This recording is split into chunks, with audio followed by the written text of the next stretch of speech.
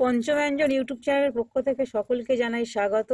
আজ আমি আমুদি মাছ নিয়ে নিয়েছি। দেখুন, আপনারা কি নাম জানেন আমি জানি না, আমরা একে আমুদি মাছ বলি। এই মাছটা একটু লাল লাল মতন দেখতে। দেখুন, এই মাছটার আজ ঝাল আমি আপনাদের দেখাবো। আপনারা দেখুন, এভাবে কাটা হচ্ছে মাছগুলোকে, এখানে কেটে নেওয়া হচ্ছে।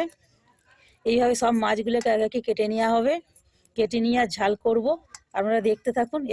এই মাছের ঝালটা খেতে খুব ভালো লাগে। তাই কিভাবে করব আপনারা দেখতে থাকুন ভিডিওটা প্রথম থেকে শেষ পর্যন্ত। এইভাবে সব মাছগুলো একে একে সব কেটে নেব। দেখুন কিভাবে কাটা হচ্ছে মাছগুলো। এখানে আমি 500-র মতন মাছ নিয়ে নিয়েছি। এই মাছটা সবটাই কেটে নেব এখানে। দেখুন এইভাবেই কেটে নেওয়া হচ্ছে মাছগুলোকে।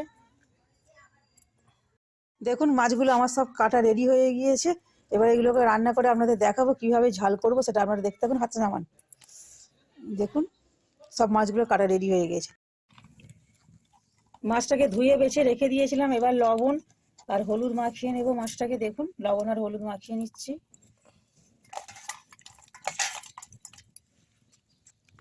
এবার এদিকে আমি কড়া বসিয়ে দিয়েছি। লঙ্কার হলুদ মাখানো হচ্ছে মাছে, এভাবে মাখিয়ে নিতে হবে। কড়া বসিয়ে দিয়েছি, এবার কড়ার মধ্যে তেল দিয়ে দিতে হবে। তেল দিয়ে দেওয়া হচ্ছে, দিয়ে এবার মাছটাকে ভেজে নেব। সরিয়ে দিন কাঁচিটা, সরিয়ে দিন কাঁচিটা।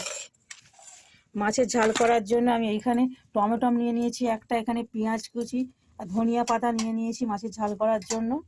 এবার মাছটাকে ভেজে নেব। দেখুন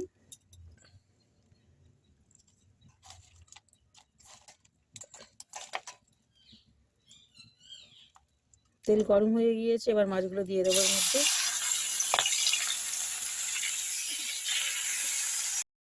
আমার এখানে মাছগুলো সব ভাজা রেডি হয়ে গেছে। দেখুন এবার কড়ার মধ্যে তেল দিয়ে দিয়েছি।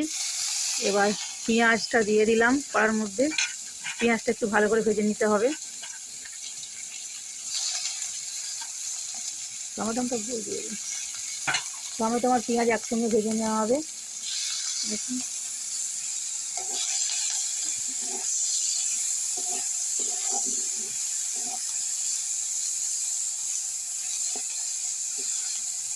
একটু হালকা লাল করে ভাজতে হবে, বেশি ভাজলে ভেঙে গেলে খেতে ভালো লাগবে না, তরকারি টেস্ট হবে না।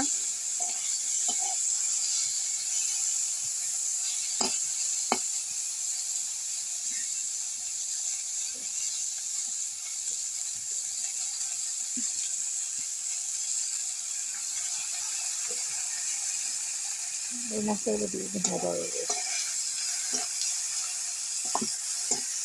পেঁয়াজ টমেটোটা ভাজা হয়ে এসেছে আমার। দেখুন এবার লবণ দিয়ে দেব,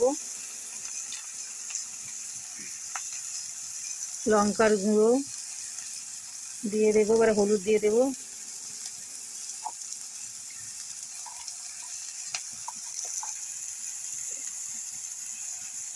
দিয়ে একটু নেড়ে নেবো, নেড়ে নিয়ে জল ঢেলে দেবো।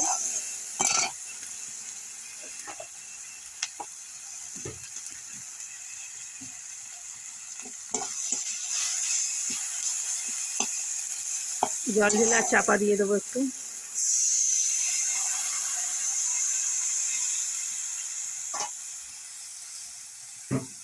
আচ্ছা ঝালটা আমার ফুটে গিয়েছে, এবার ধনিয়া পাতাটা দিয়ে দিচ্ছি।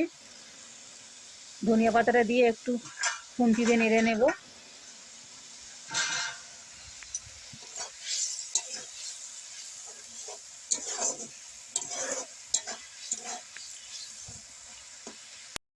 এবার মাছগুলো আমি এর মধ্যে দিয়ে দিচ্ছি।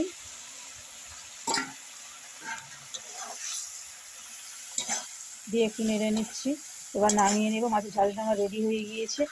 আপনারা এইভাবে মাছের ঝাল রান্না করে খাবেন, আশা করছি আপনাদেরও ভালো লাগবে। যদি ভালো লাগে লাইক কমেন্ট ও শেয়ার করবেন, এবং যদি আমার চ্যানেলে নতুন হন অবশ্যই চ্যানেলটিকে সাবস্ক্রাইব করবেন।